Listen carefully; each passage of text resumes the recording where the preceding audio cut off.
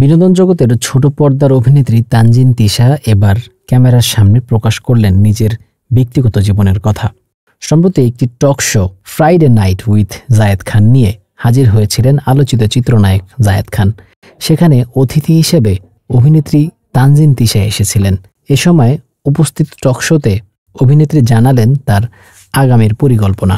যুক্তরাষ্ট্রভিত্তিক জনপ্রিয় Bangla TV channel ঠিকানা টিভির ইউটিউব চ্যানেলে ফ্রাইডে নাইট উইথ জায়েদ খান একটি টক শোয়ে এই পরিকল্পনার কথা জানান অভিনেত্রী। গত শুক্রবার রাত ৮টায় প্রচার হয় তার প্রথম পর্ব, যার মধ্য দিয়ে উপস্থাপক হিসেবে আত্মপ্রকাশ করেছিলেন এই অভিনেতা।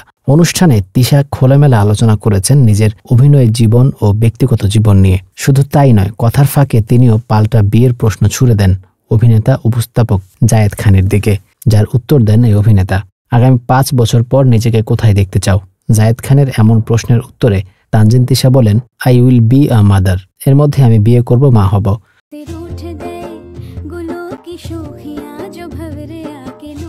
অভিনেত্রী বলেন, দেখুন, এভাবে তো কেউ কখনোই বলবে না যেভাবে আমি বলেছি, কারণ মানুষের প্রফেশনাল লাইফের সঙ্গে পার্সোনাল লাইফটাও গুরুত্বপূর্ণ।